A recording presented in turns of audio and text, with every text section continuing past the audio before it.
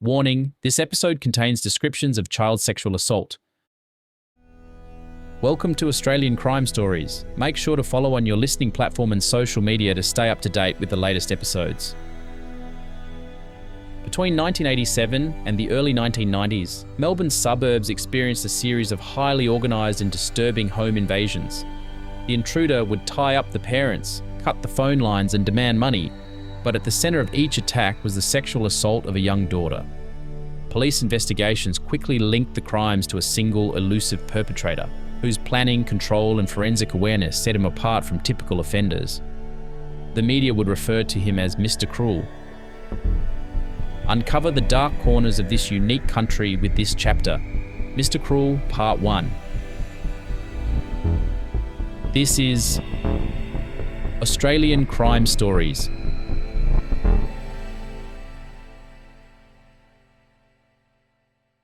Saturday, the 22nd of August, 1987, 4 a.m.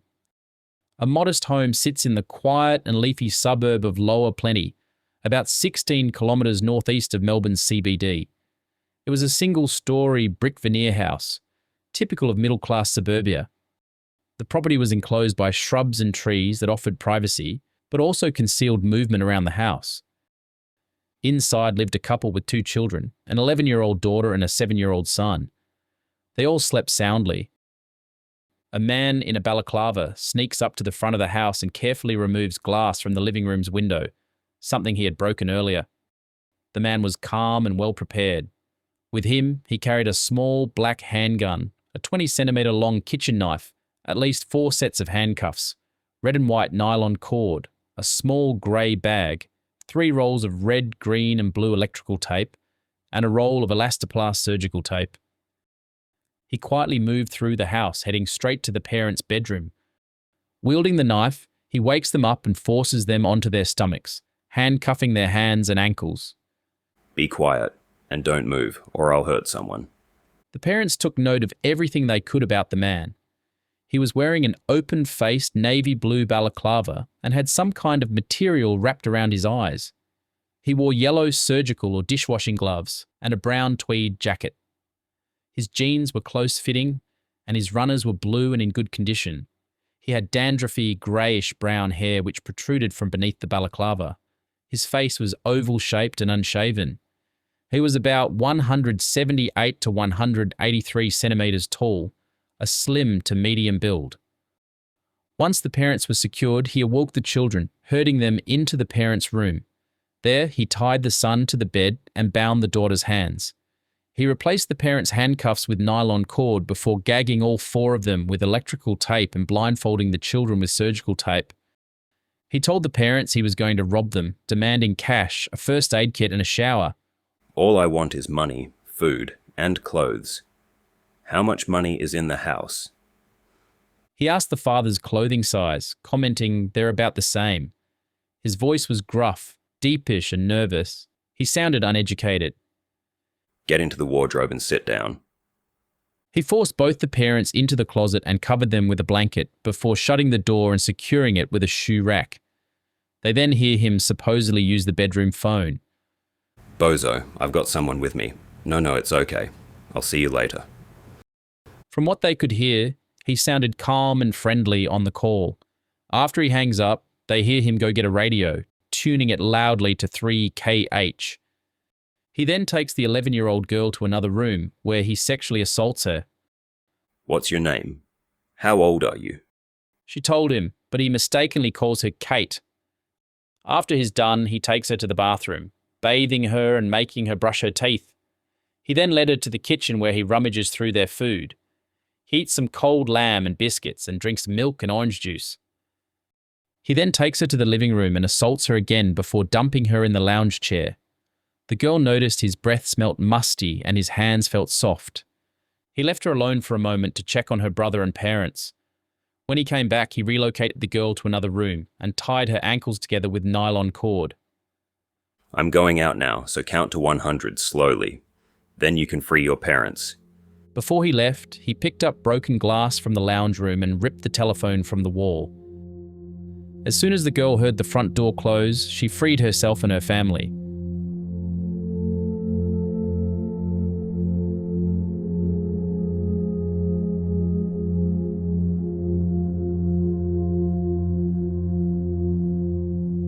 was shortly after 6 a.m. once a parent was able to reach a neighbour's phone and called for help. Uniformed officers and detectives from the local area, including Heidelberg Criminal Investigation Branch, arrived at the family home. Officers cordoned the house, secured entry points, and preserved the interior for forensic examination. Photographs were taken, and obvious exhibits such as the bindings and tape were identified and seized. The assaulted girl was taken for a medical examination and interviewed using child-sensitive procedures. Medical staff recorded injuries and collected any biological material that was usable. Specialist scientific officers conducted a room-by-room forensic examination. The intruder had stolen a men's tartan shirt, a pair of trousers with an 82 to 85 centimetre waist, a navy blue Ecuadorian shirt company parka with a fake black fur collar, possibly one of a kind, an 18-carat gold engagement ring with a white diamond and the numbers 4132 stamped inside, a Gillette safety razor, a dark brown vinyl bag, and a rare box set of classic music records by London Philharmonic Orchestra branded Classic Gold. Detectives immediately initiated a neighbourhood canvass and public appeals. Officers questioned neighbours about unusual vehicles or people in the hours before dawn. Some residents reported seeing a dark-coloured sedan in the area. Neighbours recalled seeing it parked on nearby streets or driving slowly through the neighbourhood. These reports were significant, but without further details, the vehicle was never confirmed. From the outset, investigators noted a pattern of calm, methodical behaviour and apparent forensic awareness. This wasn't like any home invasion they'd seen before, both in method and in tone, and it stood out immediately to investigators and the media. Most home invasions in Melbourne in the 1980s were opportunistic burglaries or quick assaults. The lower plenty offender, however, broke in silently, disabled the phone, spent more than 2 hours in the home, and brought extensive tools. It was also very rare for a home invasion to have a child as its primary target. The sexual assault added a sadistic layer to the crime. Detectives from Heidelberg CIB commented that the crime seemed to have no local precedent. The sexual assault of a child during a family home invasion, with all family members restrained and the offender lingering, was unheard of. The media reported the crime as a shocking and calculated home invasion. Police also released sketches of the intruder with a balaclava and fabric around his eyes. The name Mr. Cruel first appeared in a headline in the Sun News pictorial on 19 November 1987, after a Victoria police officer described an unknown home invader as super cool and super cruel. Months passed. Melbourne moved on, at least for a moment.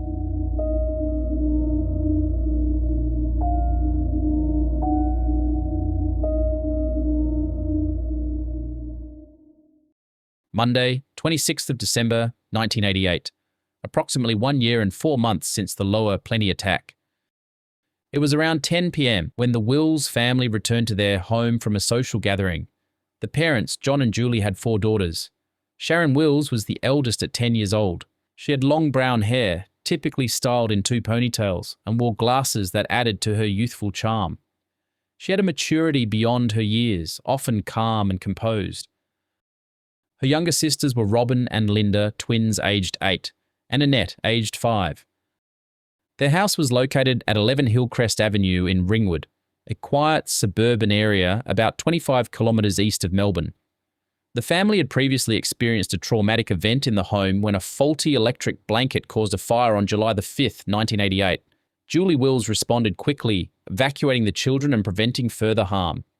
A news article was printed about the incident with a photograph of the 4 girls and Mrs. Wills. It's thought that this could have potentially lured Mr. Cruel. If so, he would have been sitting on his intentions for half a year before acting on them. John and Julie put their daughters to sleep in their shared bedroom shortly after they arrived home. John was the last to go to bed, finally turning the lights off at 4:50 a.m. Mr. Cruel stood nearby, watching.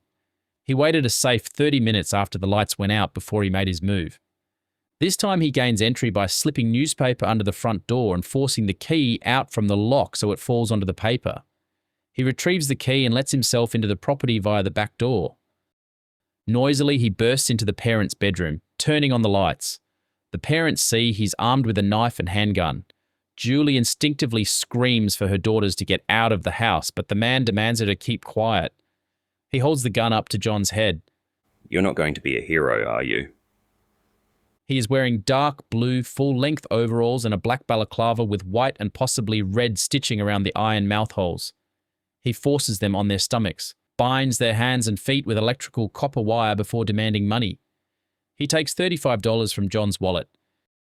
He then asks where the phone is, and after they tell him, he leaves to cut the cord with pliers he found inside the house. Meanwhile, 10-year-old Sharon lay awake in the top bunk of their bedroom, frozen in fear. She had heard her mother scream and then the sound of a strange man's voice. Now she was hearing footsteps approaching her bedroom. She saw the door opening up and a man with a torch entering.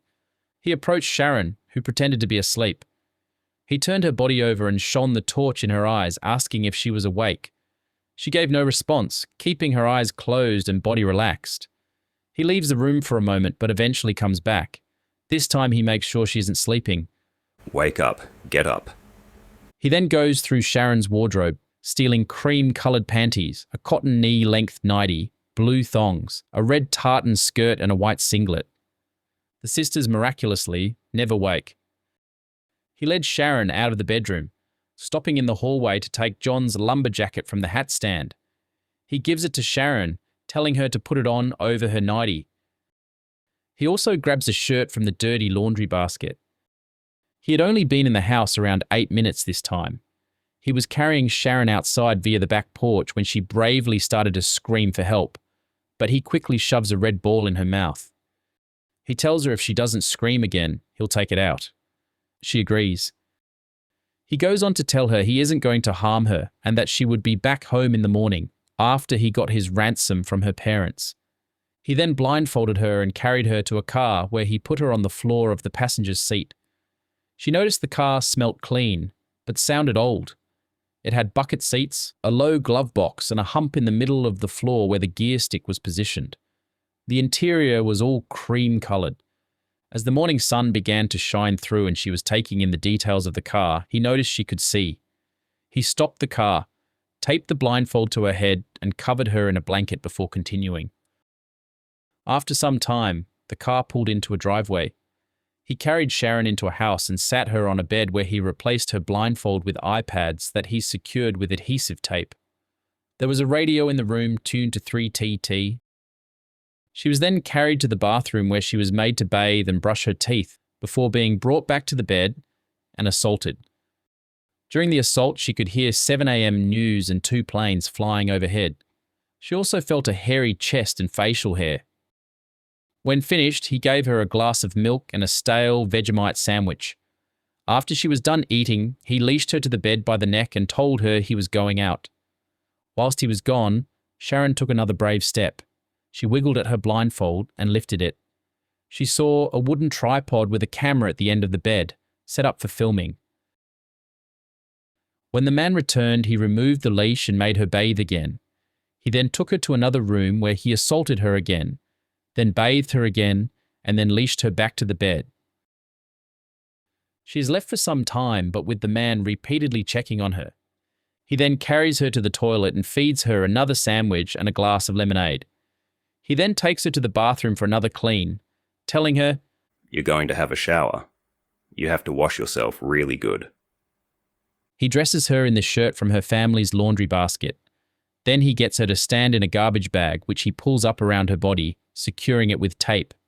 He puts another around her head, making a mouth hole for her to breathe. He carries her back into the car where he has trouble starting it.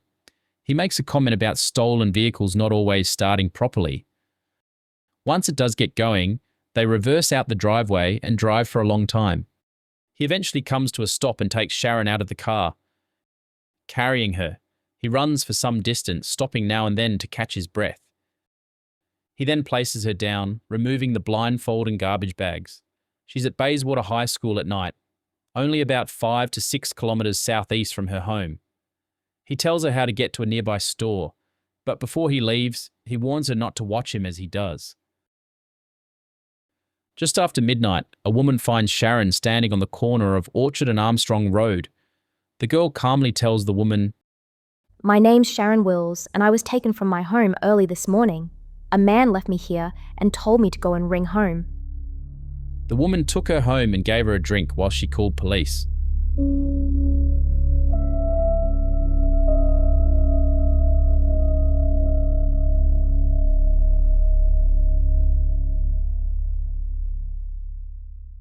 When the intruder left the Wills home with Sharon, he left the other three girls asleep and the parents bound. John was able to free himself from the ties, and upon realizing the phone lines had been cut, he ran to a neighbor's house where he was able to call the police. For a painstaking 18 hours, the parents of Sharon had to wait in uncertainty of their daughter's fate. They described to police what had happened and what they remembered about the man. He was wearing dark blue overalls, gloves, and a black balaclava. They put his height at around 173 to 180 centimeters and a thin to medium build. They believed he had a young voice, around mid-20s to 30s. They also thought he was well-spoken. This seemed to slightly differ from the description of the Lower Plenty intruder. The height and build was around the same, but the voice and age was described as younger and more intelligent. The attack also shared many glaring similarities. Both involved early morning home invasions targeting pre-teen girls, the use of a handgun, knife, cords and gags, and the disabling of telephones to delay discovery. In both, the offender was calm, methodical, and showed forensic awareness. Police canvassed the area. Neighbours reported seeing a man filming the Wills residence approximately 6 weeks prior to the abduction. In particular, a neighbour's brother encountered a man filming the house with a JVC video camera, who quickly departed upon being noticed. If this was the abductor, he was premeditating his attacks with surveillance beforehand. When Sharon was found, relief flooded over the family, but for police, the investigation was only beginning. Detective Chief Inspector Des Johnson, leading the major crime squad, confirmed that police were examining potential links between Sharon's abduction and up to 20 similar attacks over the preceding 3 years. These range from home invasions to sexual assaults, with some being violent. All shared what police believed to be the attacker's modus operandi. The Lower Plenty attack and the abduction of Sharon were specifically unique, with behaviours like the disabling of phone lines. Media coverage of the Sharon Wills abduction was intense and quickly framed the case as part of a disturbing pattern across Melbourne's suburbs. They revived the label first used a year earlier, Mr. Cruel. The nickname quickly becomes a fixture in headlines and police briefings, symbolising a single, methodical predator whose actions now appeared to span multiple suburbs.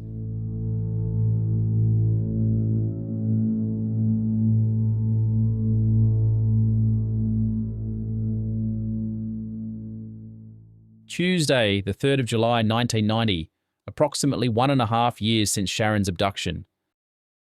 Brian and Rosemary Linus were an English family temporarily residing in Canterbury, Melbourne. They had 2 daughters, Nicola, 13, and Fiona, 15, and were in the final stages of preparations to return to the United Kingdom. They were due to vacate the premises tomorrow. The house at 10 Monomeath Avenue, Canterbury, was a large 2-storey brick home in one of Melbourne's most prestigious tree-lined streets. Inside, it was a comfortable upper-middle-class family home. At 7:50 p.m, Brian and Rosemary are picked up by friends for a night of farewells, leaving the girls home alone. Like usual, the girls ordered pizza, which arrived at 10:05 p.m. They went to bed around 11 p.m. 20 minutes later, Mr. Cruel approaches the house. He forces open a wind-out window that leads into the parents' bedroom. He then made his way to the girls' bedroom where the two were sleeping. He wakes Nicola by tapping her head with a long carving knife. See this here? This is a really sharp knife. He wakes up Fiona too, showing off a handgun with a silver barrel and brown wooden handle. This is a real gun. It shoots real bullets. I'll blow your heads off. His voice was deep and gruff, and he swore a lot. The girls thought he sounded uneducated. He then led the sisters to their parents' bedroom, demanding, "Get the cashews." He rifled through Brian's wallet, which contained $4,000 in traveller's checks, but he doesn't take it. Lay down on the bed, yous. The girls lay face down. He hog-ties Fiona with galvanized wire. At some point, he asked the girls about their father's employment. He then tells Fiona he was kidnapping Nicola for ransom of $25,000 and that he would call her father the following morning to claim it. He moves Nicola to the kitchen where he searches through Rosemary's purse. He takes her driver's license, Medicare card and credit card. He then cuts the phone line and grabs the family car keys.